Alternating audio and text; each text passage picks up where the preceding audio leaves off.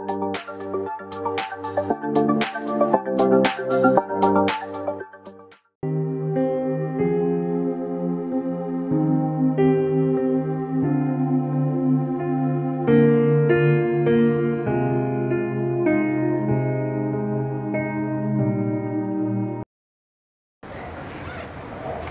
धन्यवाद देतो. आजचा दिवस साऱ्या जगामध्ये ख्रिस्ताचं विजयी पुनरुत्थान म्हणून साजरा केलं जात आहे. परंतु जसं येशू ख्रिस्ताचं वधस्तंभी जाणं, त्याला मारलं जाणं, त्याच्या हातामध्ये खिळे टोकणं, कुशीमध्ये भाला भोसकणं, या सगळ्या गोष्टीला आत्मिक अर्थ आहे. येशू ख्रिस्ताचं क्रूसावरचं मरण, चोराचं परिवर्तन, हेरोद आणि पिलातामधलं समेट, 39 माराचे फटके म्हणजे प्रत्येक विश्वास ठेवणाऱ्या व्यक्तीला शारीरिक आरोग्य, अशा अनेक गोष्टी त्याच्यामध्ये लपलेल्या आहेत. परंतु अगदी झावळ्याच्या रविवारी त्यानं यरुशलेमेत प्रवेश करणं, क्रूसावरती लटकणं, फटके मारणं, विविध प्रकारचा त्याचा छळ, या सगळ्या भविष्यवाण्या पवित्र शास्त्रामध्ये करण्यात आल्या होत्या. कोणती गोष्ट आकस्मिक घडलेली, लोकांच्या मनामध्ये आलं अशा प्रकारे त्याचा छळ करावा, अशा प्रकारे त्याच्या हातात खिळे टोकावे, चोरांच्या मध्ये त्याला लटकावं, ही मानवी योजना नव्हती. अगदी गुलगुता टेकडीपर्यंतचा इतिहास तुम्ही पाहिला तर बलांडनाच्या यज्ञ पशु संबंधाला म्हटलं, हा बलांडनाचा यज्ञ पशु वेशीच्या बाहेर नेऊन त्याला मारावं आणि प्रभू येशू ख्रिस्ताला यरुशलेमेच्या बाहेर नेऊन त्याचं क्रुसिफिकेशन किंवा त्याला वधस्तंभी लटकवले, हे जुन्या काळामध्ये. आता प्रभू येशू ख्रिस्त मारला जाणं जेवढं अगत्य होतं, तसं त्याचं पुनरुत्थान सुद्धा अगत्याचं होतं. आणि त्याच्या मृत्यू संबंधीची सुद्धा भविष्यवाणी करण्यात आली. तो कुठल्या कबरेमध्ये राहील, आता तेवढं आपल्याला वचन काढून वाचत बसायला वेळ नसणारे. तो असं म्हटलं, त्याची कबर गुरुजनांमध्ये नेमली होती, पण तो मेल्यावर त्याला धनवंताची कबर प्राप्त झाली. म्हणजे येशू ख्रिस्ताच्या मृत्यूपूर्वी 700 वर्ष अगोदर ही भविष्यवाणी यशाच्या ग्रंथामध्ये नमूद करण्यात आली होती. म्हणून येशू ख्रिस्ताला 2 चोराच्या मध्ये लटकवलं. आता येशू ख्रिस्त मृत्यू पावला. प्रभू येशू ख्रिस्ताचा एक गुप्त शिष्य योसेफ अरिमथाईकर त्याचं नाव. आता पूर्वीची जी पद्धत, त्या पद्धतीप्रमाणे प्रत्येक जिवंत व्यक्ती मरण्याच्या अगोदर स्वतःची कबर तयार करून ठेवत होता. कबर म्हणजे थडग, आणि त्या थडग्यामध्ये श्रीमंत व्यक्ती घराच्या आकाराचे, त्याला तुम्ही पिरॅमिड्स म्हणता, जे तुम्हाला बऱ्याच ठिकाणामध्ये इजिप्शियन जे पिक्चर आहे त्याच्यामध्ये दाखवलं जातं की ते पिरॅमिड्स, आणि त्या पिरॅमिडमध्ये त्या व्यक्तीला पुरून ठेवलं जात होतं. का त्याला तिथं ठेवलं जात होतं त्याचं कारण, तो त्यांचा विश्वास होता की एक दिवशी प्रत्येक मृत पुनरुत्थित होणार आहे. त्या दिवशी यहुद्या मतमध्ये 2 प्रकारचे पंथ होते. एक पुनरुत्थान मानत होता आणि दुसरा पुनरुत्थान मानत नव्हता. बघा, आता यहुदी लोक, जे यहोवा देवाला मानणारे लोक, त्याच्यावर विश्वास ठेवणारे लोक, परंतु प्रत्येक मृत व्यक्ती जिवंत होणार याच विश्वासानं या यहुदी लोकांना वाढण्यासंबंधाने सांगितलं. परंतु त्यातले काही लोक जे आहेत ते पुनरुत्थान या गोष्टीवरती विश्वास ठेवत नव्हते. का कबरेमध्ये येशूला जावं लागलं त्याचं कारण मी तुम्हाला सांगतो. जे विश्वास न ठेवणारे यहुदी आहेत, या यहुद्यांना येशू ख्रिस्तानं कबरेमध्ये जाऊन त्याच्यातून बाहेर येऊन दाखवलं की पुनरुत्थान आहे. कशासाठी पुनरुत्थान आहे? जो व्यक्ती जिवंत आहे, या जिवंत व्यक्तीनं आपलं जीवन मरेपर्यंत यासाठी जगायचं असतं की पुनरुत्थान झाल्यावर जसा येशू स्वर्गातल्या पित्याकडे गेला, विश्वास ठेवून देवाची इच्छा पालन करून देवाच्या मर्जीप्रमाणे जीवन जगला, या पद्धतीनं त्याचं तो पित्याच्या उजवीकडे गेला. परंतु तुम्ही जर देवाच्या वचनावर विश्वास ठेवला नाही, आत्मिक जीवन देवाच्या मर्जीप्रमाणे जगणारे, तुमचंही पुनरुत्थान होणार आहे, पण स्वर्गामध्ये नाही जागा तुम्हाला असणार. न्याय त्याच्यानंतर दंड भोगावा लागणार आहे. नरक, अधोलोक, जिथं नरक त्याला म्हटले, एक तर त्याच्यामध्ये तुम्हाला पडावं लागणार आहे. येशू ख्रिस्त त्याला दाखवून दिलं, मी मेलो होतो तरी आता जिवंत झालेलो आहे. तुमचा जो ख्रिस्ती विश्वास, तो विश्वास पुनरुत्थानावरती असताना ते पुनरुत्थान सगळ्यांचंच होणार आहे. पाप करा, पाप करू नका, धार्मिक जीवन जगा, धार्मिक जीवन जगू नका, सगळ्याच जीवन तो होणार आहे. असं कोणीच नाही की एकदा मेल्यावर तो कायमचा कबरेमध्ये. त्यांनी दाखवून दिलं प्रत्येक व्यक्ती जिवंत होणार. परंतु प्रश्न मरणानंतरच आहे किंवा पुनरुत्थानानंतरच आहे. पुनरुत्थान झाल्यावर पुढे काय? खरंच मी पित्याच्या उजवीकडे जाणार आहे का? या प्रश्नाचं उत्तर तुम्हाला इथंच शोधावं लागणार आहे. अजून एक गोष्ट तुम्हाला सांगतो. एकदा मनुष्य मेल्यानंतर त्याच्यासाठी कोणी प्रार्थना करू शकत नाही. कोणीच नाही. काय? कोणीच नाही. मरण हा मोठा शाप आहे. आणि मरणात तुझी नांगी कुठे आहे? तो शाप आहे. पापाचं वेतन मरण. प्रत्येक जिवंत व्यक्तीला पापाचं वेतन मरण भोगावं लागेल. पुनरुत्थान झाल्यानंतर जे गौरवी शरीर प्राप्त होणार आहे, त्याच्यानंतर मरण जगामध्ये अस्तित्वात नसणार आहे. ती गोष्ट घेऊन आम्हाला जगायचं असतं. बरं, आता या योसेफ अरिमथाईमकर नावाच्या व्यक्तीनं त्यानं काय केलं? भविष्यवाणी केली होती, श्रीमंत व्यक्तीच्या कबरेमध्ये तुला पुरण्यात यावं. आणि मग योसेफ अरिमथाईमकर नावाच्या व्यक्तीनं तो गेला पिलाताकडे आणि येशूचं शरीर मागितलं. का? तर प्रभूनं तशी योजना केली आणि प्रभूचं शरीर त्या थडग्यामध्ये त्याला ठेवलं. तिथं त्याला पुरलं आणि भविष्यवाणीची पूर्तता झाली. आता प्रभू येशू ख्रिस्त या शिष्याला त्याने सांगितलं होतं की मी तिसऱ्या दिवशी पुन्हा उठणार आहे. परंतु शिष्य येशू ख्रिस्त त्यांच्यातनं निघून गेल्यावर 3 दिवसामध्ये सगळे विसरून गेले. 3 दिवसामध्ये त्यांनी ख्रिस्ताचं पुनरुत्थान विसरले. येशू पुनरुत्थित होईल, सगळे शिष्य रडत बसलेले. त्यानंतर आम्ही मला ते वचन वाचा म्हणजे तुम्हाला समजेल. मार्काचे वर्तमान 16 अध्याय 1 पासून 8 पर्यंतची वचन आपण वाचणार आहोत. त्याच्यातल्या महत्वाच्या घडामोडी पुनरुत्थानानंतरच्या आमच्या जीवनामध्ये आम्ही कशा लागू कराव्या त्या संबंधानं आम्ही पाहणार आहोत. मार्काचे वर्तमान त्याचा 16 अध्याय. नंतर शाब्बात गेल्यावर मगदालिया मरियम, याकोबाची आई मरियम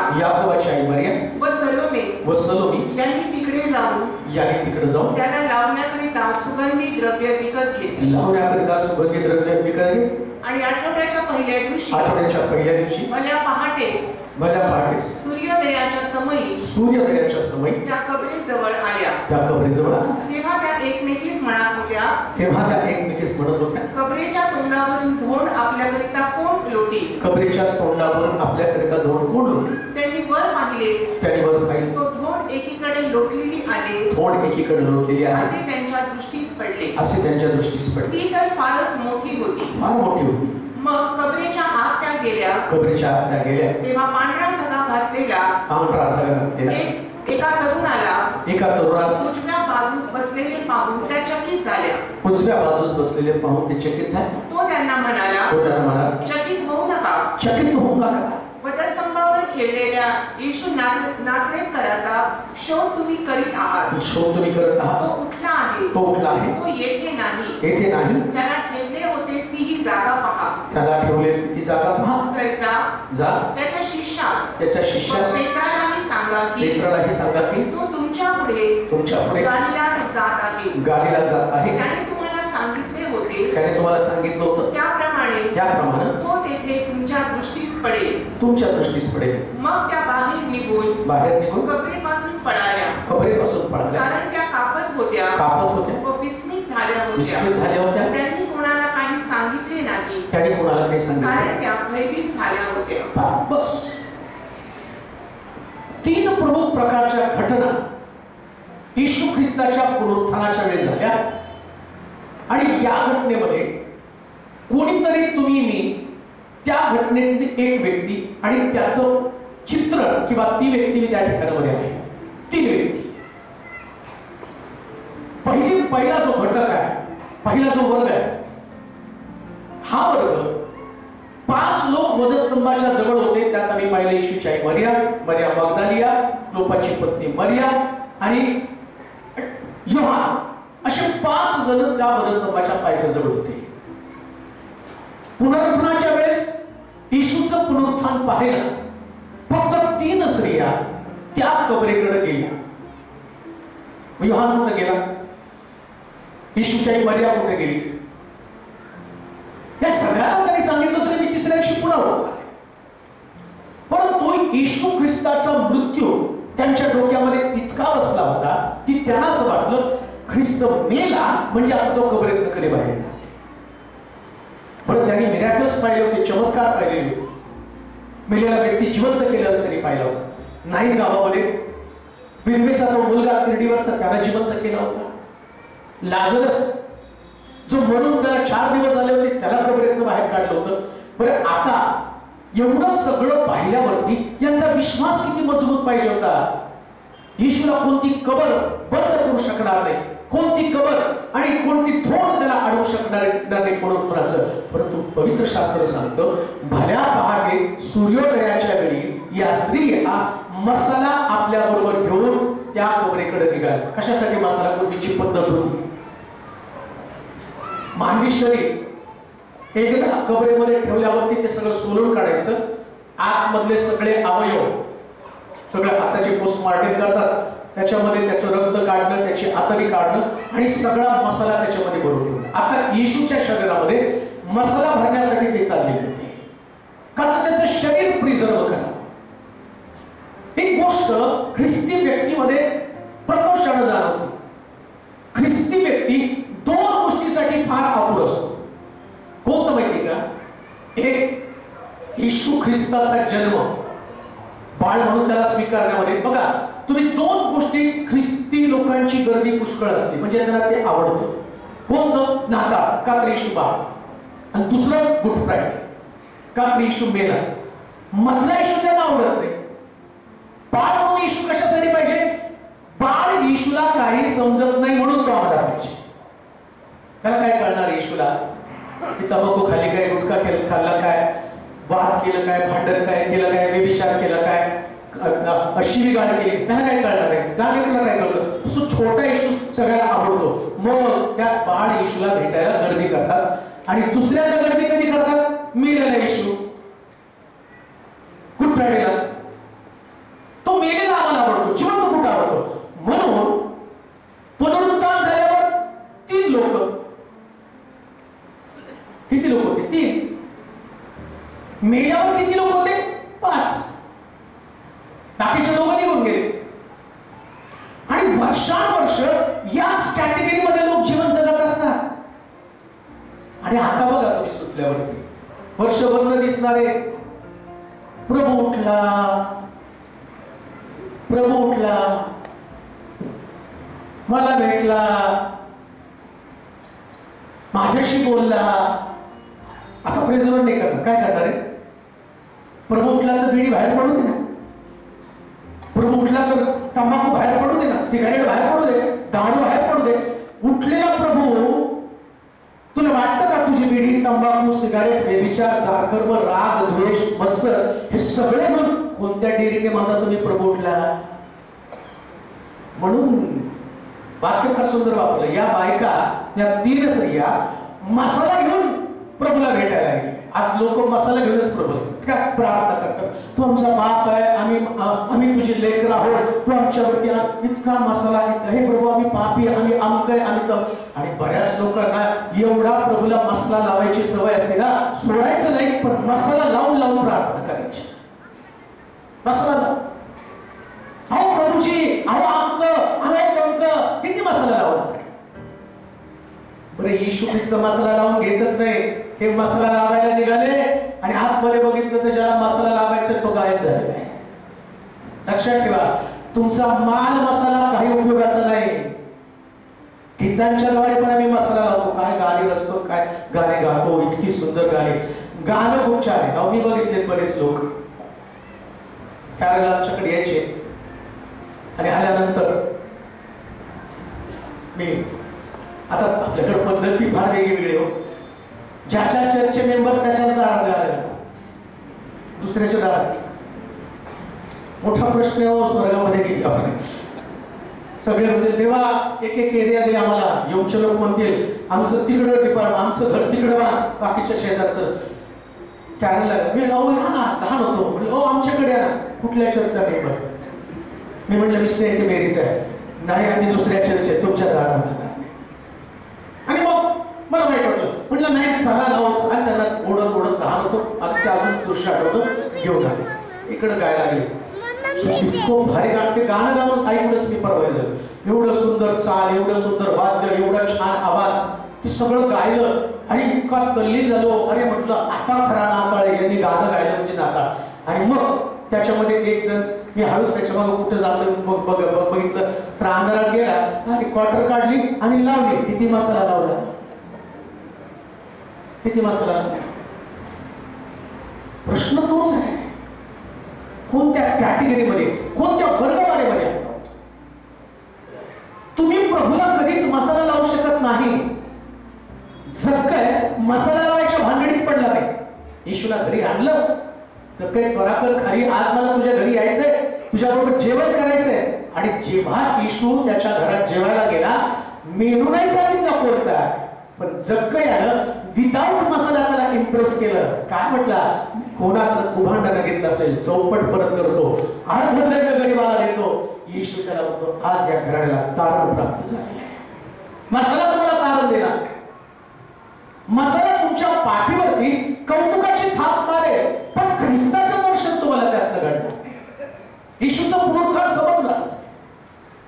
जर ख्रिस्त पुनरुत्थित झाला, पुनरुत्थित ख्रिस्ताला बघण्यासाठी बायबल सांगतं त्या स्त्रिया म्हटल्या आमच्यासाठी दोन बाजूला कोण काढेल. लक्षात घे, येशूला पाहण्यासाठी सगळ्यात मोठं तुमचं अडकण काय, काही धोंडी तुमच्याकडे. या स्त्रिया निघाल्या खऱ्या, येशूला भेटायचंय त्यांना, पण धोंडी आहेत ना. आणि जोपर्यंत धोंड बाजूला काढत नाही तोपर्यंत आतमध्ये ख्रिस्त आहे का नाही ते तुम्हाला कळणार नाही. सकाळीच मी माझ्या पुतण्याचा मला फोन आला, सकाळी सकाळी फोन तो अंकल प्रभू उठला. मी म्हटलं माझं 2025 पूर्वीच उठला, तो आता उठला काय? तो आता मला सांगतो का प्रभू उठला? अरे प्रभू उठला हे सांगण्याची गरज नाही. उठलेला प्रभू तुमच्यात दिसत असतो, दिसत असतो. कसा दिसतो? धोंड बाजूला काढल्याशिवाय प्रभू कसा दिसणार? धोंड कशीच आहे.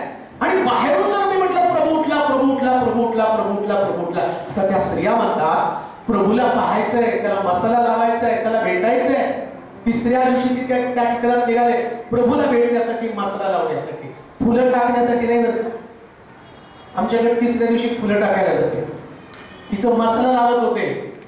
आणि तिसऱ्या दिवशी तो उठलेला होता, फुलं टाकण्यासाठी नाही, मसाला लावण्यासाठी. कशाला मसाला लावायला? शरीर प्रिझर्व करायला. पुनरुत्थानाच्या वेळेस हे शरीर उठलं जावं. आणि त्याचं तुम्ही अजूनही बघता गोव्यामध्ये त्या फादरचं शरीर 350 वर्ष होऊन गेले, मसाला लावून प्रिझर्व केलेले, ते ठेवलेले शरीर. का? विश्वास आहे आज ना उद्या प्रभू ढगावरती बसून मेलेले जिवंत होतो. आता लक्षात घ्या, काही धोंडी तुमच्या जीवनामध्ये आहेत, त्या धोंडी तुम्हाला प्रभूला पाहू देत नाही. आमचा ख्रिस्त उठलाय, पण धोंडीचं काय? त्याचं दर्शन नाही होऊ शकत. जेव्हा ख्रिस्ताचं दर्शन होतं, शास्त्रामध्ये ज्या 4 प्रमुख प्रकारच्या लोकांना त्याने दर्शन दिलं, या सगळ्यांमध्ये चेंजेस झाले. सगळ्यांमध्ये 4 लोक ज्या प्रभूनं दर्शन दिलं. आणि या दर्शनानंतर या लोकांनी फार मोठं काम केलेलं आहे, अद्भुत काम केलेलं आहे. ते तुमच्या आणि माझ्यासारखे सामान्य लोक होते, ते तुमच्या आणि माझ्यासारखे ख्रिस्ती लोक होते, तुमच्या आणि माझ्यासारखाच त्यांचा विश्वास होता. परंतु पुनरुत्थानानंतर त्यांच्या विचारांमध्ये आणि त्यांच्या कृतीमध्ये बदल झाले. देवाची प्रिय लोक, वर्षानुवर्ष एकच ताकलादू जीवन जगू नका. पुनरुत्थानाचं सामर्थ्य जगण्यामध्ये हे असं बोलल्यानं ख्रिस्ताचं पुनरुत्थान होत नाही. थोड बाजूला काढल्यावर पुनरुत्थित ख्रिस्त तुम्हाला दिसतो. कोणत्या धोंडी आहे च्या बाजूला काढणं गरजेचं आहे. काही धोंडी तुम्हाला आणि मला पाहता येत, देवाला पाहता येत नाही म्हणून यशाच्या पुस्तकात म्हटलं, ऐकू येत नाही इतकं माझं कान बंद नाही, देता येत नाही इतकं माझा हात तोकडा नाही, पण तुमच्या आणि माझ्यामध्ये एक पापाची थोड किंवा पापाची भिंत आहे. थोड म्हणजे पाप. हे पाप बाजूला काढल्याशिवाय कसं ख्रिस्ताचं दर्शन घडणार, कसं प्रभू तुम्हाला दिसणार. आता पाप म्हणजे काय हे पण आम्हाला कळलं. तू पाप नेमकं काय, देवा मी काय पाप केलं तुम्हाला एवढ्या पीडा देते, काय मी तुझ्या विरुद्ध गुन्हा केला, काय बाळक साहेब पाप केलं. पाप म्हणजे देवाच्या इच्छेच्या विरोधात वाद. देवाची इच्छा काय, देवाची इच्छा पवित्र शास्त्रामध्ये सांगितली. एका वचनानं नाही ते तुम्हाला समजणार आहे. एक वचन म्हणजे काय देवाची इच्छा नाहीये. अख्खं बायबल तुम्हाला वाचायला रोज विचारलं पाहिजे, प्रभू मी काय करावं, कोणत्या गोष्टी. म्हणून तो तरुण येशूकडे येऊन स्वर्ग राज्य मला मिळावं म्हणून मी काय करावं हा प्रश्न त्याने केला. निकोदेमस धर्मपंडित तो पण प्रभूला प्रश्न विचारतो, मला स्वर्ग राज्य मिळावं म्हणून मी काय केलं पाहिजे. निकोदेमस धर्मपंडिताला प्रभू सांगतो, नव्यानं जन्मल्यापासून कोणी देवाचं राज्य पाहू शकत नाही. कोणाला तो सोडत नाही. माझ्यासारख्या बाळकाला मला पण देवाला रोज प्रश्न करावा लागतो, प्रभू काय करावं. मी म्हणत नाही प्रभू मी संदेश दिला, रोगी बरे केले, भूतं काढली, चमत्कार केले, नाही ओळखत मी तुला. का नाही ओळखत. तो जो माझ्या पित्याच्या इच्छेप्रमाणे वागतो तो स्वर्गाच्या राज्यामध्ये प्रभूला पाहू शकणार. ही धोंड आहे. राग ही सुद्धा धोंड आहे बरं का. तुम्हाला राग येतो ना, या धोंडीला बाजूला काढल्याशिवाय तुम्हाला ख्रिस्त दिसणार नाही. सोडून टाका राग, सोडून टाका अबोला. अबोला नावाची धोंड आहे. बऱ्याच लोकांना रुसवे फुग्यामध्ये त्यांचं आयुष्य चाललेले कबरेपर्यंत. आणि एवढा रुसवा फुगा स्ट्रॉंग असतो ना, ते सांगतात मेल्यावर ही व्यक्ती माझ्या समोर नाही दिसली पाहिजे, मैतीला पण नाही यायला पाहिजे. आणि स्वर्गात जायचं आणि प्रभूला पाहायचं आणि म्हणायचं प्रभू उठला, प्रभू उठला, प्रभू उठला. अरे पहिल्यांदा जाऊन ज्याच्याशी पटत नाही त्याच्याशी समेट कर म्हणजे प्रभू उठले. एकमेकाशी तुमचं पटत नाही, डोकं फिरतं, तळपायाच्या मस्तकाला जाऊन भेटते. बरेच लोक मला त्याला बघितलं की तळपायाच्या मस्तकाला जाते. यांना घरी द्या तुमच्या स्वयंपाकाला, कशाला गॅस लावता, यानं पेटलेल्या लोकांनाच ठेवा, त्याच्यावरती भाकरी थापा, याच तव्यावरती भाकरी. एवढं सगळं चालू आहे व्यवस्थित. आणि काय म्हणायचं, प्रभू उठला, प्रभू उठला. आणि ते की आध्यात्मिक, मला भेटला, माझ्याशी बोलला, आणि घरी जाऊन भांडण. प्रभू उठला, मला भेटला, माझ्याशी बोलला, वाद तसेच आहे, राग तसाच आहे, व्यभिचार तसाच आहे, जारकर्म तसंच आहे, द्वेष तसाच आहे, मत्सर तसंच आहे, व्यसन तसंच आहे, सगळं जुनं जीवन तर तसंच आहे. मग प्रभू उठला कुठं. मी लहान होतो ना, मग आमच्या आईची आजी ती पहाटे उठायची, तिला सवय होती, दिसत नव्हतं, ऐकायला येत नव्हतं, आणि ती सकाळी उठायची आणि म्हणायची रोज प्रभू उठला, प्रभू उठला. मला मोठा प्रश्न, प्रभू उठला, मला भेटला, माझ्याशी बोलला. मी म्हटलं हिला प्रभू उठतो, हिला भेटतो, हिच्याशी बोलतो, माझ्याशी कसं काय बोलत नाही, मला कसं काय भेटत नाही. मग मला राहवलं नाही. एक गोष्ट तिला म्हटलं, आजी प्रभू उठला, मला भेटला, माझ्याशी बोलला, आणि ती बोलताना रडून रडून सांगायची. मी म्हटलं खरंच प्रभू उठलाय आणि खरंच तिला भेटलाय. मला गिल्टीनेस वाटायचं, एवढा बापी आहे, मला भेटत पण नाही, मला बोलत पण नाही, मला दिसत पण नाही. मग एकदा डेअरिंग करू, आजी तुला प्रभू उठला, तुला भेटला, तुझ्याशी बोलला, मला नाही बोलला, मला नाही भेटला, माझ्याशी नाही. अरे असं बोलायचं असतं. आमचं ख्रिस्ती पण याच्यातच चाललंय, असं बोलायचं असतं. आज प्रेसिडेंट नाही म्हणायचं, आज काय म्हणायचं, प्रभू उठला. मग समोरच्या खरोखर उठलाय,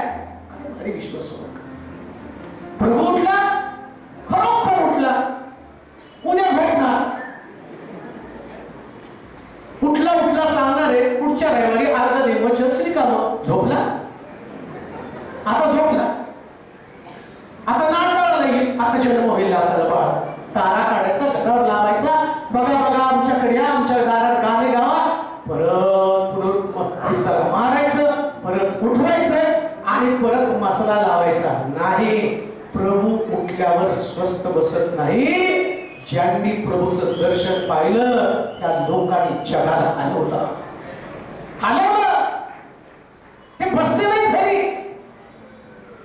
जेव्हा प्रभू उठलेला त्यांना समजला, मरिया मगदलिया ती येशूला मसाला लावण्यासाठी घेऊन निघाली आणि शास्त्र सांगतं की म्हणजे आमच्यासाठी धोंड बाजूला कोण काढेल. आज पुनरुत्थानाच्या रविवारी तुमच्याकडे सगळ्यात मोठा पहिला प्रश्न तुमचा रोग नाही, आजारपण नाही, नोकरी नाही, कौटुंबिक वाद नाही, लेकर नाही, लग्न हा तुमचा प्रश्न नाही.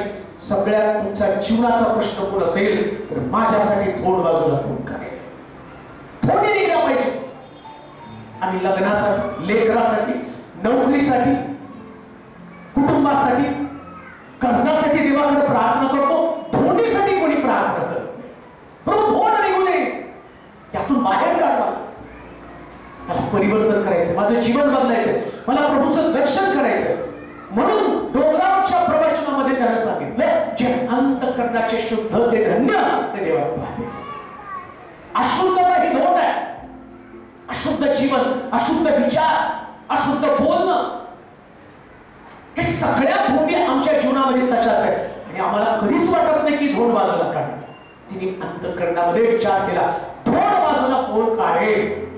लक्षात ठेवा, नुसतं विचारायला जरी सुरुवात केली ना, आज नाही मला याच्यात सुटायचंय, मी मेलेला ख्रिस्त नव्हे तर आता जिवंत ख्रिस्ताचं दर्शन घेणार आहे, ही भावना असू द्या. हा अंतःकरणातली तळमळ असू द्या आपल्याला. जोपर्यंत तुमच्या अंतःकरणामध्ये ती तळमळ निर्माण होत नाही, जिवंत ख्रिस्ताला पाहणं, जिवंत ख्रिस्ताला पहा. मेलेला ख्रिस्त आता खबरत नाही, त्याचं पुनरुत्थान झालेले. वर्षानुवर्षाची परंपरा म्हणून ते करत बसू नका. एक परंपरा झालेली, ट्रेडिशन झालेली आहे.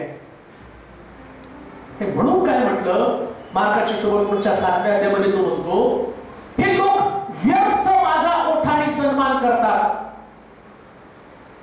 शास्त्र म्हणून शिकवतात ते असतात मनुष्याचे नियम, आणि यांनी आपली मनं कठीण करून टाकलेली आहेत. व्यर्थ उपासना करतात. व्यर्थ उपासना म्हणजे काय? काही त्यातलं तत्व, त्यातला अर्थ माहित नाही, आणि उपासनेसाठी आम्ही एकत्र जमतो, ही उपासना व्यक्त करते. पुनरुत्थान ही उपासना नव्हे, पुनरुत्थान हा अनुभव आहे. तो अनुभव आहे, उपासना नाही येते. तुम्ही उपासनासाठी नाही आला, अनुभवासाठी आलेला. आणि अनुभव काय होतो माहिती का? असं लिहिलं की मरिया मगदलिया आमच्यासाठी धोंड बाजूला काय कोण काढेल असं म्हटलं, आणि तेवढ्यामध्ये ते तसेच पुढे गेले. बघा, आधी त्यांना अडकलं होतं, कोण धोंड बाजूला काढणार. बरेच लोक म्हणतात मी चर्चला येत नाही, याचं कारण तुम्हाला सांगतो. काय येत नाही माहिती का? हे आमच्या घरचे तर नाही चर्चला जाते, पण यांचं नाही बदललं. मी घरात बसून मी पाठी हो, मी दारू पितो पण मी चर्चला येतो. अरे पण धोंड बाजूला काढ ना, धोंड तर बाजूला काढ. परत दारू पीत पीत तुझा लक्ष संपणार, आणि तुला पाळत काय करणार? लोक येणार, दारू येणार तरी पाळत तिथं जाणार आणि सांगणार देवा या आत्म्याचा स्वीकार कर. ते आम्ही लाजत लाजत तुम्हाला म्हणणार, पण देव पण तुमच्या आत्म्याचा स्वीकार. तुम्हाला दर्शनच घडलं नाही ना. दर्शन घडल्यावरती सगळं काही बदलतं, चेंज होतं. चक्क्यानं येशू कोण आहे पाहण्याचा प्रयत्न केला तर चक्क्याचं जीवन बदललं आणि खऱ्याला कारण प्राप्त झालं. कुठंतरी बदलाची अंतःकरणात भावना असली पाहिजे. जेव्हा ही धोंड निघून जाते तेव्हा देवदूताचं दर्शन तुम्हाला घडतं. एकदा धोंड गेली ना, बायबल सांगतं त्या धोंडीवरती देवदूत स्वार असलेला त्यांना दिसला. धोंडीवरती देवदूत बसला. धोंडीचा विचार करत करत देवाच्या दूताचं दर्शन तुम्ही गमावणार. किती दिवस धोंडीचा विचार करणार? कधी तो खोल अनुभव तुम्ही घेणार आहात. खोल अनुभव. एक गोष्ट तुम्हाला सांगू का? एक ट्रॅडिशनल ख्रिस्ती जीवन जगण्यामध्ये काहीच मजा नसते, काहीच नसतो मजा. मी जगलो होते. माझ्यासारखा कट्टर कोणी नव्हता. एवढा कट्टर होता ना लहानपणी. पण ती मला एक विश्वासू कधीच बनवू शकले नाही. कट्टर काय पण विश्वासू नाही बनवू. प्रत्येक गोष्टीमध्ये मी देवाला दोष द्यायचो. परिस्थिती गरीब का, वडील दारू पितात का, मला शिक्षणासाठी काम करावं का लागतं. मी अगदी 4थी पासून तर एमकॉम पर्यंत, सुरुवातीला 4थीला 40 रुपये महिना 3 तास माळी काम करायचो आणि ते पैसे शिक्षणासाठी वापरायचो.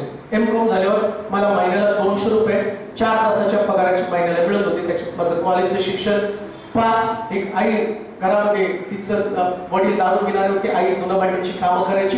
कसं तरी किती देवाला प्रश्न करणार मी, देवा तू आहेस, तू जिवंत आहेस, अमक आहेस, तमक आहेस, मग मला का नाही घडत त्याचं दर्शन. किती काळ हे सगळं करायचं. कुठं नोकरीसाठी गेल्यावरती म्हणायचे 25 लाख भरा, 20 लाख भरा, कुठून आणणार एवढे पैसे, तू का मला श्रीमंत बनवलं नाही. नव्हतं सगळं एक तसलंच ख्रिश्चन लाईफ, पण त्याच्यामध्ये विश्वास नव्हता. पण जेव्हा येशू ख्रिस्ताला आपल्या जीवनात, एक दिवस तो आठवतो 15 ऑगस्टला एक सभा झाली, त्या सभेमध्ये रडलो, पश्चाताप केला, प्रभूला आपल्या जीवनामध्ये घेतलं आणि घेतल्यानंतर एक मोठं परिवर्तन मला झालं.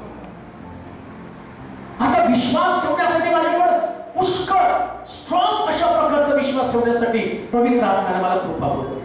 आणि जेव्हा मी सेवेला सुरुवात केली, सेवेला सुरुवात केल्यावरती 2 जोड कपडे खरीच माझ्याकडे काही होतो. फाटकी चप्पल घालून 20-20 किलोमीटर फिरत होतो. पण तो विश्वास होता का, तर प्रभूचं दर्शन होतं, प्रभू भेटला होता आणि तो सांगत होता हे दिवस असेच राहणार नाही, मी तुझ्या बरोबर आहे, तर तुझी परिस्थिती बदलेल. आणि तुमच्या समोर आज उभा आहे तो पुनरुत्थित ख्रिस्ताचा दास आहे.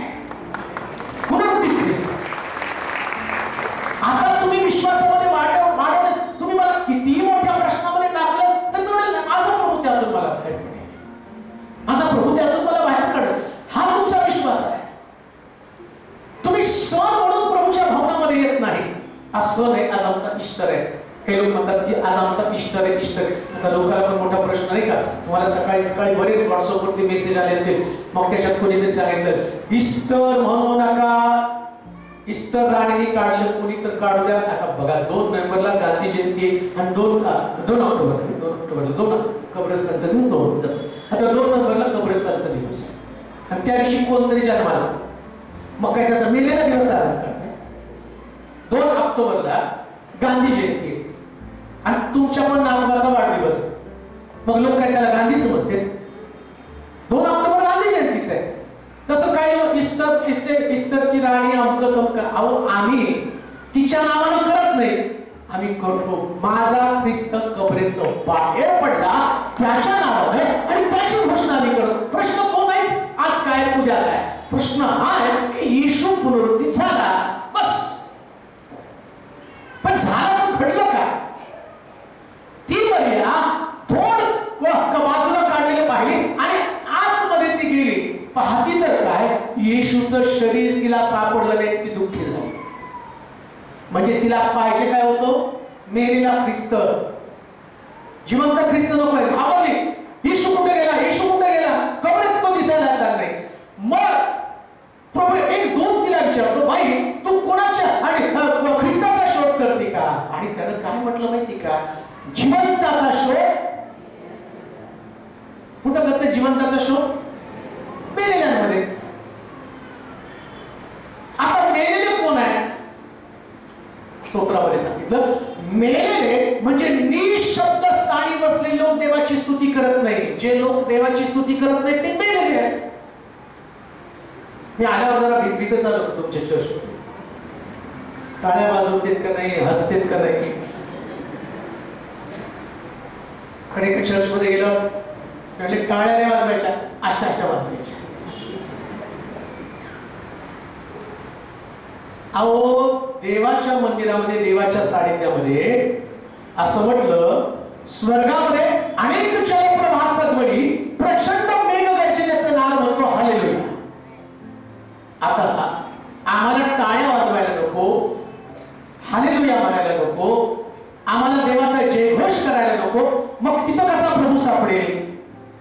जिवंत देवाची जिवंतपणे उपासना करणारे लोक यांच्यामध्ये प्रभू सापडतो. कोणामध्ये सापडतो,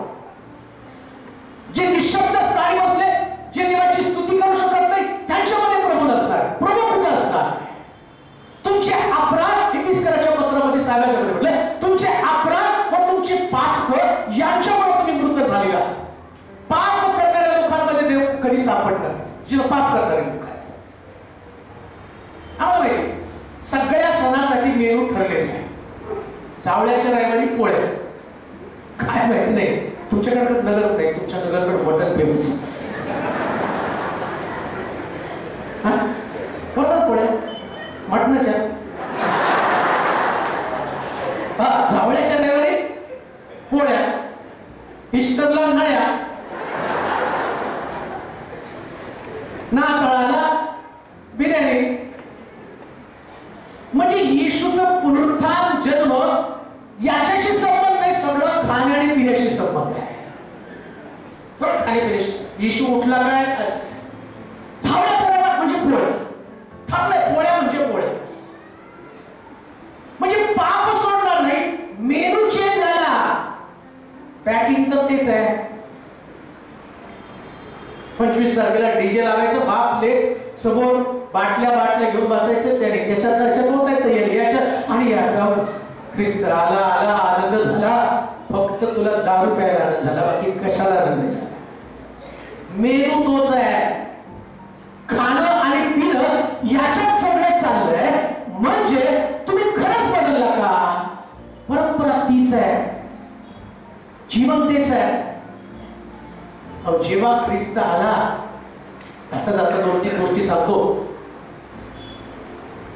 येशू ख्रिस्ताचा जन्म झाला ना, त्यावेळेस असं लिहिलं, सगळ्यांनी दार बंद केली आणि जेव्हा कुठेच त्याला जन्म घेण्यासाठी जागा मिळाली तर त्याला गव्हाणीमध्ये जन्म घेतला.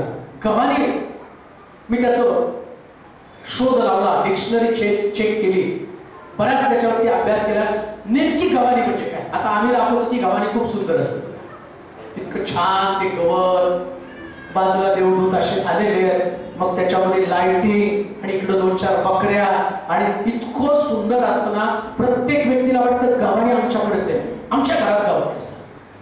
पण येशूचा जन्म झाला त्यास ती गव्हाणी काय होती माहिती का, जिथं जनावर बांधली जात होती त्या जनावरांचं राखण करण्यासाठी एक कुत्र ठेवलं जात होतं आणि त्या कुत्र्याला गवताची सेज दिली जात होती. म्हणजे खाली गवत ठेवायची, त्याला थंडी वाजू नये, मग त्याला ती गव्हाणी म्हणत. ती गवताची गंजी आणि त्या गंजीवरती ते कुत्र झोपायचं. येशूला जन्म देण्यासाठी जागा नव्हती तर कुत्र्यानं जागा सोडली, माणसानं जागा दिली नाही, माणसानं जागा सोडली नाही. माणूस कसाच अहंकार आहे, कुत्र्यानं जागा सोडली. हो, किती भयानक आहे नाही का. अजूनही आमची जागा सोडत नाही. आमचा हट्ट, आमचा अहंकार, आमचा मीपणा, आमचं भांडण, आमचा द्वेष, या जागेवरती आम्ही ठाम आहोत. नाही आला येशू आमच्यामध्ये, नाही आला आमच्यामध्ये येशू. मर्या येशूची आई मर्या घरीच आहे, जन्म तिने दिला. हो, ती नाही प्रभूला भेटण्यासाठी गेली. अहो, ख्रिस्त पण तुमच्या कुळात, तुमच्या घराण्यामध्ये, जगातल्या लोकांना ख्रिस्त माहित नाही, पण ते लोक सुद्धा ख्रिस्ताला स्वीकारतात. एक व्यक्ती मला भेटला आणि त्यानं मला सांगितलं, तो म्हटला मी नानी गुंड होतो, शाप चुकत होतो आणि मी कोण आहे माहिती का तुम्हाला, माझा जो चुलता आहे तो मुंबई मधला डॉन आहे. आता ते मला याच्यावर सांगता येणार, मुंबई मधला डॉन आहे आणि माझ्या चुलत्याचा मी राईट हँड आहे. मी किती गुन्हे केले मला माहित नाही, एवढे लोक मारले मी माझ्या डॉनगिरीने, माझ्या भाईगिरीने. पण जेव्हा प्रभू येशू ख्रिस्त मला समजला त्यावेळेस मी पिस्तूल टाकले आणि शास्त्र हातामध्ये घेतलं. हे पण जीवन. पिढ्या आमच्याकडं येशू असून आमची मुलं त्यांच्या हातामध्ये तंबाखूच्या पुड्या, गुटख्याच्या पुड्या, दारूच्या बाटल्या, आमच्या लेकरांच्या हातामध्ये अश्लील पुस्तकं, विचाराची साधनं. पण का त्यांना येशूचं दर्शन घडलं नाही. पण ज्यांना येशू समजतो ते सगळं सोडतात आणि ख्रिस्ताबरोबर चालतात. हीच समाजाची शोकांतिका आहे. काय एवढे वर्ष आम्हाला ख्रिस्त माहित असून काय आम्ही साधलं, कोणत्या गोष्टी आम्ही आत्मसात केल्या. थोडं बाजूला काढली, देवदूत त्या भोंडीवरतीला बसलेला दिसला आणि आतमध्ये जाऊन तिने मेलेला ख्रिस्त शोधला. मेलेला ख्रिस्त शोधू नका. अजून एक गोष्ट मला सांग. बाळ म्हणून जन्माला आला, मानव देह धारण केला, मानवी गोष्टी सगळ्या त्यांनी पूर्ण केल्या. मानव म्हणून क्रूसावरती मारला गेला. येशू ख्रिस्त क्रूसावरती मारला गेला तेव्हा तो देव नव्हता. नीट ऐका, मानव म्हणून जन्माला आला, मानव म्हणून क्रूसावरती गेला. तुम्ही म्हणाल असं कसं म्हणता तो देवाचा पुत्र होता? नव्हे, जेव्हा तो जन्माला आला तो मानव म्हणून जन्माला. का मानव म्हणून जन्माला आला? त्याचं कारण मी तुम्हाला सांगतो. देवानं जो जुना करार मानवाबरोबर स्थापित केला होता प्रत्येक मनुष्यावर, आणि एकही मनुष्य हा जुना करार त्यातले नियम पाळू शकत नव्हता. मग आता जुना करार त्याला बदलायचा होता किंवा तो पूर्ण करायचा होता. म्हणजे नवीन करार त्याला स्थापित करायचा, जो जुना करार फार कठीण आहे पाळण्यासाठी. आता प्रभूला प्रश्न पडला, मी जर अशा पद्धतीनं मनुष्य हा करार पाळू शकला नाही तर माणूस माझ्याजवळ कधी येऊ शकणार? कोणता व्यक्ती माझ्याजवळ येऊ शकणार? मग त्याला प्रश्न पडला, या माणसाला मला जवळ घ्यायचं आहे, याला स्वर्गात न्यायचं आहे. नोहाच्या काळामध्ये 8च लोक. सदोम गोमोरामध्ये नोहाच्या परिवारामध्ये त्याची पत्नी पण मागे राहिली नाही. एवढं सोपं नव्हतं. मग त्याला प्रश्न पडला, नवीन करार मला स्थापन करायचा. म्हणून आमच्याकडे 2 करार आहेत, जुना करार, नवा करार. नवीन करार देवाला स्थापन करायचा होता आणि तो करार कृपेचा करार. आधी शासन किंवा दंड किंवा न्याय. जुना करार न्यायाचा करार आहे, नवीन करार हा कृपेचा करार, ज्याच्यामध्ये क्षमा आहे, ज्याच्यामध्ये पुनर्स्थापना आहे, ज्याच्यामध्ये फक्त तुम्हाला विश्वास ठेवायचा. हा नवीन करारामध्ये. पण जुन्या करारामध्ये नियम, रूढी, परंपरा या सगळ्याचं पालन करावं लागत होतं. एक पण नियम तोडला किती करार कठीण होते पहा. एखाद्या दिवशी एखाद्याने शब्दात बुडवला, जुन्या करारातला नियम सांगतो, रविवारी तो चर्चला आला नाही. शनिवार शब्दात होता, पण तुम्हाला एक उदाहरण देतो. रविवारी चर्चला आला नाही आणि तो व्यक्ती बाजारात कुठेतरी काही खरेदी करताना किंवा काटका गोळा करताना सापडला तर जुन्या कराराचा नियम काय होता? शब्दात तोडला की त्याला दगडाने ठेचून मारायचं.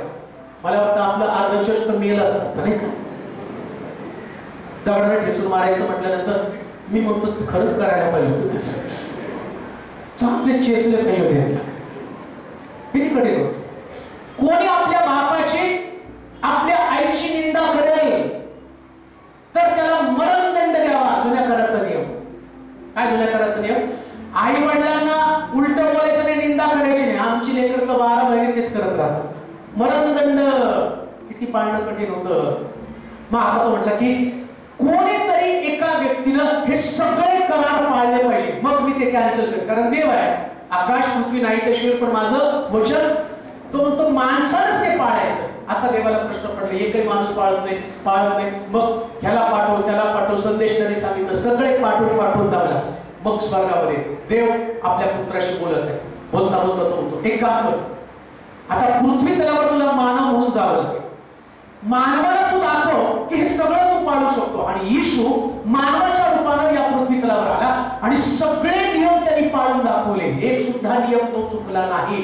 म्हणून असं म्हटलं, त्याच्या ठाई कुठलाच दोष आढळला नाही. आता तो क्रूसावरती कुर्बान झाला आणि जो पडदा सुरुवातीला होता माणूस आणि देव यांच्यामध्ये, तो पडदा येशू ख्रिस्ताच्या मृत्यूच्या द्वारे फाटला. तो म्हटला आता कृपेचं सिंहासन सगळ्यासाठी मोकळं. मी एक नवीन करार तुमच्यामध्ये स्थापन करतो. म्हणून प्रभू येशू ख्रिस्त शिष्याला भोजन देताना तो काय म्हणतो माहिती का? ज्या रात्री प्रभूला धरून देण्यात आलं त्या रात्री त्यांनी भाकर घेतली, ईश्वरकार सुगंध करून ओढली आणि म्हटलं, खा, तुमच्यासाठी मोडीलं जातं असं माझं शरीर आहे. प्याला घेऊन त्यांना तसंच करून म्हटलं, हा प्याला माझ्या रक्तानं झालेला नवा करार आहे. काय रक्तानं झालेला नवा करार? ख्रिस्ताचं रक्त तुम्ही स्वीकारलं, तुम्हाला पाप क्षमा मिळाली. म्हणून येशू ख्रिस्त मानव म्हणून क्रूसावरती गेला. आता तो क्रूसावरती गेला, सगळा दंड मानव म्हणून त्याने स्वीकारला आणि प्रभू म्हणतो, आता जुना माझा करार मी संपुष्टात आणतो, नवीन करार तुमच्यामध्ये आणि तुमच्यामध्ये स्थापित करतो. तो नवा करार कोणता? येशूच्या रक्ताच्या द्वारे सगळ्यांना पाप क्षमा झाली.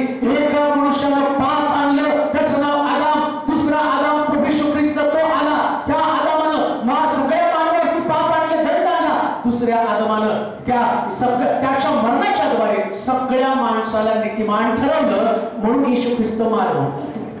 कबरेत मानव. पण जेव्हा तो पुनरुत्थान झाला तेव्हा तो मानव नव्हता. मग कोण होता? देवपुत्र. ते तुम्हाला सांगतो पुढच्या उदाहरणामध्ये. आता यामध्ये आतमध्ये ईश्वरा डोकावलं, तो सापडला नाही. मग तुम्ही काय पाहिलं? एक गोष्ट तिने पाहिली, त्याची वस्त्र गुंडाळून ठेवली होती. ऐका बरं का, त्याची वस्त्र गुंडाळून ठेवली होती आणि जो रुमाल येशूला लावलेला होता त्याच्या मस्तकाला, तो रुमाल गुंडाळी करून घडी घालून बाजूला ठेवला. असं लिहिले बरं का. एवढं सगळं सांगत बसलं तर तुम्हाला परत गुड फ्रायडे होईल, जास्त तुम्हाला सांगावं लागेल. तो थोडं ते रुमाल गुंडाळी करून ठेवला.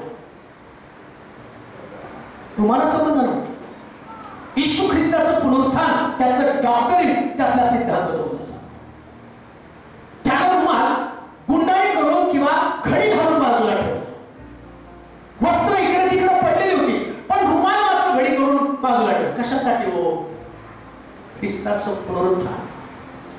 ज्यांच्या डोळ्यामध्ये अश्रू आहेत त्यानंतर रुमाल घडी करून ठेवून दिला आणि सांगितलं, इथून पुढं अश्रू नाही तर माझं पुनरुत्थान तुझ्या दुःखाचा परिहार करेल. मी तुझ्यासाठी रुमाल ठेवून सांगेन आहे. दुःख नाही हो. जर ख्रिस्ताचं पुनरुत्थान तुमच्याकडे आहे तर तुम्ही दुःखी कधीच राहू शकत नाही.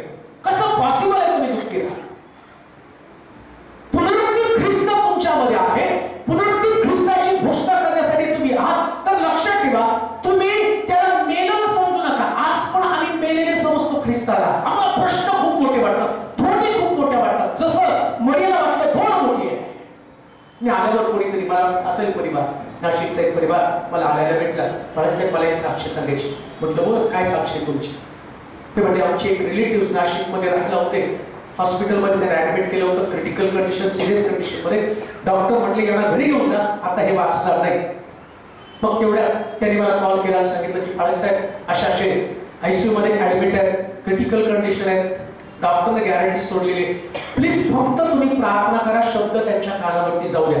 आणि मग मला माहिती की माझा ख्रिस्त मेलेला नाही, जिवंत ख्रिस्त आहे. मी प्रार्थना केली, म्हटलं प्रभू तुझा शब्द पाठव, यांचा अंथरूण बदल. मी आयसीयू वरती विश्वास ठेवत नाही, त्या मशीन वरती विश्वास ठेवत नाही, मी तुझ्या शब्दावरती विश्वास ठेवतो. पुनरुत्थित ख्रिस्ताचं सामर्थ्य त्यांच्यामध्ये जाऊ दे, त्यांना बरं कर, अशी प्रार्थना केली. त्यानंतर माझा संपर्क त्यांच्याबरोबर आला नाही, परंतु मला शुक्रवारी ते सिस्टर भेटला. त्यांनी सांगितलं बस आहे, तुम्ही प्रार्थना केली आणि प्रार्थनेनंतर ती व्यक्ती बरी झाली, डिस्चार्ज घेतला आणि घरी आला. रुमाल तुमच्यासाठी बरोबर आहे. अश्रू असणारच नाही, मग कशा अश्रू असणार? म्हणून ज्यांचा ख्रिस्त मेलेला त्यांच्या डोळ्यामध्ये अश्रू आहेत. ज्यांचा ख्रिस्त जिवंत आहे त्यांना शास्त्र सांगतं मरण समय सुद्धा आशा आहे.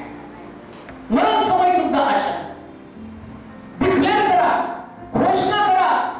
जेव्हा ती थोड तुम्हाला तुमच्या समोर असेल, कुठला प्रश्न तुमच्या समोर असेल, त्या थोडीला चॅलेंज करून सांगा, जी दोड कबरेवरची येशूच्या दूताने काढली, आज पुनरुत्थित ख्रिस्ताची घोषणा करत असताना तुमच्या जीवनातल्या सगळ्या धोरणी प्रभू बाहेर काढण्यासाठी समर्थ आहे. त्याच विश्वासामध्ये तुम्हाला उभं राहता. कशा मोठी तुमच्याकडे असणार आहे, कसं ख्रिस्ताचं पुनरुत्थान आहे. म्हणून लक्षात ठेवा, जेव्हा ख्रिस्त पुनरुत्थित होतो तेव्हा धोड बाजूला जाते. जेव्हा ख्रिस्त पुनरुत्थित होतो तेव्हा वस्त्र निघून जातात, मरण निघून जातं. जेव्हा तुमच्यामध्ये ख्रिस्ताचं पुनरुत्थान आहे तर तुमच्याकडे घोषणा, तुमच्याकडे साक्ष आहे. मर्यादा पाहिलं की येशूचा रुमाल त्याच्या बाजूला घडी करून ठेवलेला आहे. आता हा रुमाल तुम्हाला सांगत आहे, काळजी करू नका, तुमच्या डोळ्यातले अश्रू तुमचा प्रभू पुसणार आहे. कोणाच्याच डोळ्यामध्ये अश्रू दिसणार, कोणाच्याच नाही. मी चर्च मध्ये प्रार्थना करत असताना एक प्रार्थनेचा विषय माझ्याकडे आला. कॉल केला एका व्यक्तीने. मी सांगितले फाळके साहेब मी प्रेग्नंट आहे, हॉस्पिटलमध्ये मी चालले आणि पोटामध्ये बाळ आहे, माझ्यासाठी प्रार्थना करा, मी वाचावी. मी प्रार्थना केली, प्रभू त्या बहिणी प्रेग्नंट आहे, तिच्या पोटात बाळ आहे, तिला वाचव, तिच्या पोटातलं बाळ वाचव, अशी प्रार्थना केली आणि सोडून दिली. त्यानंतर 15 दिवसानंतर माझ्या सिस्टरचा फोन आला, फाळके साहेब माझी डिलिव्हरी झाली आणि मला बाळ झालं. म्हटलं मी प्रार्थना केली होती. नाही हो, तुम्ही प्रार्थना केली हे ना, काय तू काय घडलं ते ऐका. म्हटलं काय घडलं? माझ्या पोटामध्ये जे बाळ होतं डॉक्टरने सांगितलं ते मरून 3 दिवस झाले आणि त्याला आता ड्रिल करून तुकडे तुकडे करून काढावं लागेल. नाही काढलं तर तू पण मरशील आणि बाळ पण मरेल. बाळ तर मेले पण तू मरशील, त्याचं पॉइझन तुझ्या बॉडीमध्ये व्हायला सुरुवात होईल आणि ते बाळ तुला घातक ठरणार आहे तर ते ड्रिल करून काढावं लागणार. आणि मी प्रार्थना केली होती की देवा तिचं बाळही वाचू दे ती पण वाचू दे. मला माहित नव्हतं की तिच्या पोटामध्ये ते बाळ ते मेले. परंतु पुनरुत्थित ख्रिस्त तुमच्या मुखातनं जे शब्द बोलतो तो ख्रिस्त जिवंत आहे. ज्यानं तिसऱ्या दिवशी कबर खोदून बाहेर आला, थोड बाजूला करून बाहेर आला. तुम्ही बाळासाहेब तुम्ही प्रार्थना केली आणि मग डॉक्टर हॉस्पिटलमध्ये गेले. डॉक्टरने एक इंजेक्शन दिलं. ते म्हटले नॉर्मल रीतीने तुझं बाळ बाहेर आलं तर उत्तम, नाहीतर मग आपण ड्रिल करू. डॉक्टरचं पण देवाने मन बदललं आणि त्याने तिला इंजेक्शन दिलं आणि डिलिव्हरी झाली. डॉक्टर म्हणले बाळ मेलं आणि जेव्हा बाळ बाहेर आलं तर डॉक्टर म्हणते जिवंत आहे का? पुनरुत्थित ख्रिस्त, पुनरुत्थित ख्रिस्त ही घोषणा आहे. हे काही कथा कथेमधला देव नाही जो होता आणि जो कबरेमध्ये होता आणि मग त्याच्यातनं बाहेर आला आणि मग बाहेर आल्यावर नुसतं म्हटलं प्रभू उठला, प्रभू उठला, प्रभू. अहो प्रभू उठला ही जिवंत साक्ष आहे. काळात देऊ नाही का? इथून बाहेर पडताना असंच बाहेर पडू नका. पुनरुत्थित ख्रिस्ताच्या साक्षी घेऊन बाहेर पडा आणि तुमच्या जीवनामध्ये जे इतरांच्या जीवनात घडलं ते तुमच्या जीवनामध्ये घडलं. याला ख्रिस्ताचं पुनरुत्थान म्हटलं. माझ्या जीवनात काहीतरी घडलं पाहिजे. कधी माझ्या जीवनामध्ये घडत का? मला प्रभूचं दर्शन घडत नाही का? मला प्रभूचं जिवंत पण समजत नाही. याचं कारण एकच आहे. मी परत एकच गोष्ट आलो, ईस्टरला प्रभू उठला, ईस्टरला प्रभू उठला आणि फक्त मी बोललो. बोलायचं असतं म्हणून. आता किती मोठा प्रश्न आहे. कोणी जर हातात द्यायला गेलं तरी प्रभू उठला. आपल्याला पण खरं घरी गेल्यावर पाडे पहिले पाडे पंचव जसे जगचं जीवन काही टेस्ट म्हणे काही साक्ष नाही. दुसरा तिथं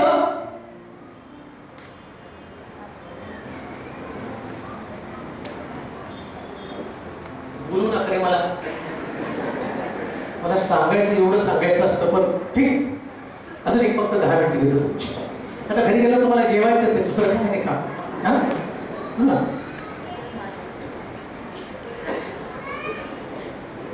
आणि तुम्ही एवढे लोक चांगले तेवढं मन लावून ऐकता तर मला असं वाटतं किती सांगा. तुम्ही डोलक्या मारला असतं तुम्ही एवढं बोलत घेतलं असतं. इतकं मन लावून ऐकायला घेऊनचे लोक खूप चांगले बरं का.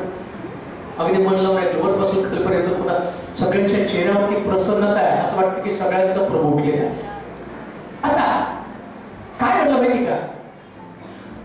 मरिया मगदलिया प्रभू उठला त्याला शोधत आहे. मेलेला प्रभू तिला पाहिजे आणि त्याच्यामध्ये येशूचं शरीर गायब आहे, कपडे अस्ताव्यस्त पडलेले आहे, रुमाल गुंडाळी करून ठेवलेला आहे आणि तेवढा देवाचा दूत येऊन तिला म्हणतो बाई जिवंताचा शोध मेलेल्यामध्ये का करते? तरी तिकडे फिरते आणि तेवढ्यामध्ये एक पांढरे वस्त्र घातलेला एक तरुण तिला दिसतो. कारण बाई येशूचं वय 33.5 वर्ष म्हणजे तो त्याच तरुण होता.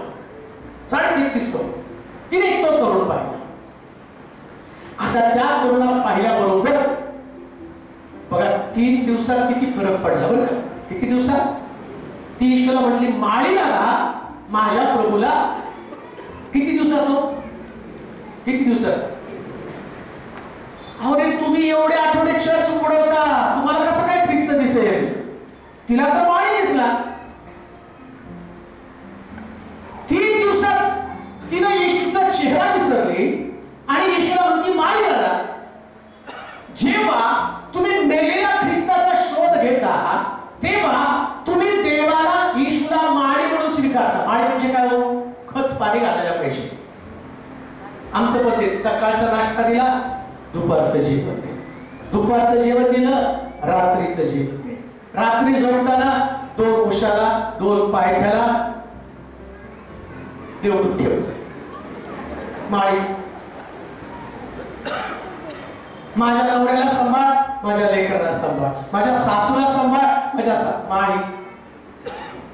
वर्षाची 362 दिवस याचं नुसतं आम्हाला खायला दे, आम्हाला खायला दे. आणि अजून काय? ज्यांना मिळत नाही आमचा काही संबंध. तू दे, ज्यांना मिळत नाही त्यांना दे, जे भुकेलेले त्यांना दे, याला दे त्याला दे.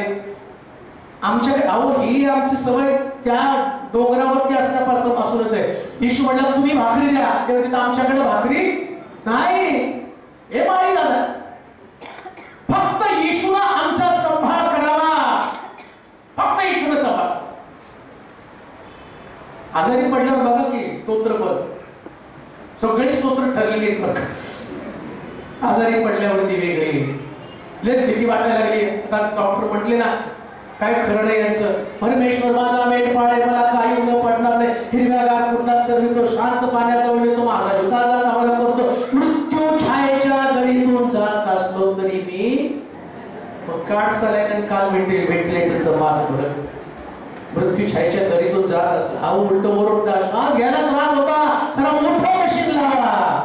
फक्त बोलण्याचे पोपट येत मारी. परंतु एक गोष्ट ध्यानात ठेवा, जेव्हा ख्रिस्ताला तुमचा उद्धार, तुमचा तारणारा आणि पुनरुत्थित ख्रिस्त म्हणून तुम्ही स्वीकारता, पुनरुत्थित ख्रिस्त हा विजयी ख्रिस्त आहे, मारी नाही केलं. म्हणून थोमानं जस प्रभू येशू ख्रिस्ताला म्हटलं, मी गाठतोय बाकीचे लोक, दोनच लोक तुम्हाला सांगता आले, दोनच लोक. तुम्हाला गुड फ्रायडेला जसं 3.5 तास लागतात ना, तसं मला इष्टला तर 3.5 तास लागतात.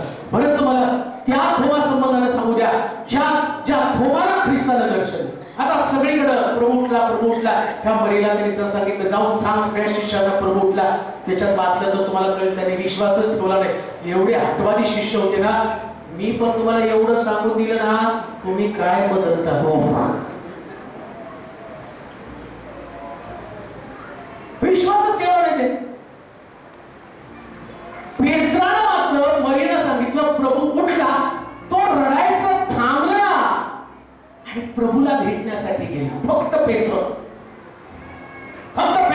प्रभूला शोधत बाहेर पडला. प्रभू कुठे आहेस? पेत्राला रडणं थांबवलं. जेव्हा ख्रिस्त पुनरुत्थित होतो तेव्हा रडणं थांबलं जातं.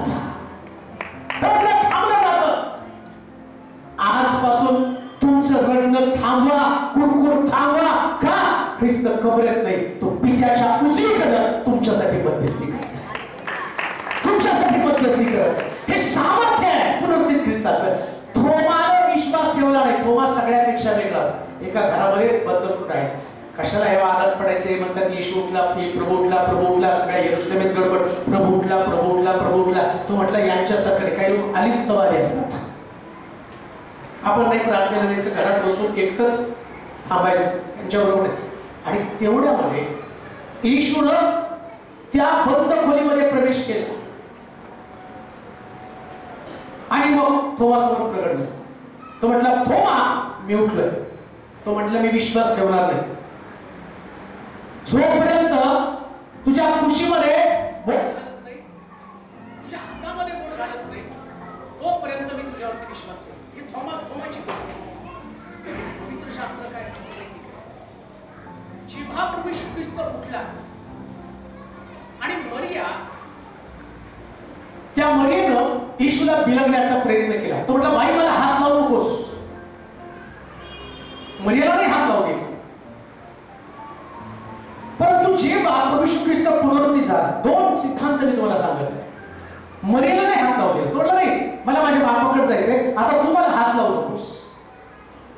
पण जेव्हा तो उठतो आणि उठल्यानंतर थोमासमोर प्रगट होतो आणि थोमा म्हणतो, मी तुझ्यावर विश्वास ठेवू शकत नाही, तो माझ्या कुशीमध्ये हात घाल आणि माझ्या हातामध्ये बोट घाल. आता एक गोष्ट तुम्हाला सांगतो, येशू ख्रिस्ताच्या पुनरुत्थानानंतर त्याला गौरवी शरीर प्राप्त झालं. गौरवी शरीरावरती जखमा नसतात. गौरवी शरीर जे आहे त्याच्यामध्ये रोग नाही, आजारपण, व्याधिविकार नाही, मरण नाही. आम्हाला जे नंतर शरीर प्राप्त होणार आहे, कधी जर व्रत सभा झाली तर तुम्हाला ते गौरवी शरीर मी सांगेन. ते गौरवी शरीर कसं असतं. आता जे तुमचं शरीर गौरवी शरीर, आदामाकडे गौरवी शरीर होतं म्हणून तो नग्न आहे ते पण त्याला दिसत नव्हतं. ते गौरवी शरीर. आणि त्याच्यामध्ये म्हटलं की येशू म्हणतो, मी जगाचा प्रकाश आहे. म्हणजे गौरवी शरीरामध्ये प्रकाश असतो. प्रकाशामध्ये दुसरा प्रकाश दिसत नाही. हवेला गौरवी शरीर होतं, आदामाला गौरवी शरीर होतं. दोघांना प्रकाशाची शरीर होती, त्यामुळे प्रकाशामध्ये प्रकाश दिसत होतं, त्यांची नग्नता दिसत नव्हती. पण जेव्हा त्यांचं गौरवी शरीर आज्ञा मोडल्यामुळे गेलं, त्यास अंधकाराचं शरीर म्हणजे एकमेकाचं शरीर पाहू शकत होतं. आता ख्रिस्ताला पण गौरवी शरीर होतं, पण ते गौरवी शरीर, आता गौरवी शरीर बंद खोलीत कसं काय ख्रिस्त आला? या शरीरात तुम्ही बंद खोलीत आत नाही येऊ शकत, पण गौरवी शरीर उठून पण जाऊ शकतं. ते गौरवी शरीर. तसं येशूला हे गौरवी शरीर प्राप्त झालं, पण गौरवी अनेक लोक दिल्या. थोमाचा अविश्वास. काही लोक आपल्या जीवनामध्ये अविश्वास घेऊन जगत असतात, तेव्हा ख्रिस्त म्हणतो तुमच्यासाठी मी माझ्या जखमा अजून सुद्धा उघड्याच ठेवल्या. अजूनही जखमा उघड्या. अविश्वासाचं जीवन टाकून द्या. परंतु बायबल सांगतं मरियेला तरी हात लावू दिला नाही, पण थोमाला तरी हात लावू दिला. कोणाला हात लावू देतो तो सिद्धांत मी तुमच्या समोर मांडतो. मरियेला तरी का हात लावू दिला नाही त्याचं कारण मी तुम्हाला सांगतो. थोमाला हात लावला, कुशीमध्ये हात बोट घातलं आणि हातामध्ये बोट घातलं. थोमाला ख्रिस्त प्रगट झाला आणि थोमा जेव्हा ख्रिस्ताचं दर्शन घडलं हा थोमा भारतामध्ये आला आणि भारतातलं आज मी ख्रिस्ती असण्याचं कारण या थोमातला अविश्वास निघून गेला. जर तुम्हाला ख्रिस्ताचा विश्वास तुमच्यामध्ये आला, थोमा जर भारत बदलतो तुम्ही नगर बदलणार नाही का? तुमची गावं बदलली जाणार नाही का? पुनरुत्थित ख्रिस्त तुम्हाला सांगतो अविश्वास काढून टाका आणि प्रत्येक व्यक्तीला सांगा तुला प्रभूची गरज आहे. थोमा बदलला आणि तो बदललेला थोमा भारतामध्ये सुवार्ता घेऊन आला. जाता जाता सांगतो नुसतं ईस्टर संडे साजरा करू नका, तर ख्रिस्ताचं वचन घेऊन लोकांपर्यंत जा. आणि जसं थोमानं भारत देशामध्ये आमच्या सारख्यांना वळवलं, आम्ही जर थोमासारखं पडलो तर किती लोकांना वळवू, किती लोक देवाच्या राज्यामध्ये येतील. म्हणून स्वस्थ राहू नका. ते दिवस येऊ द्या की देवाचं मंदिर मोठ्या गौरवानं भरलेलं असेल आणि प्रभूचं राज्य येईपर्यंत अनेक पटीनं वाढलेलं असेल. देवा तुम्हाला आशीर्वादित करू.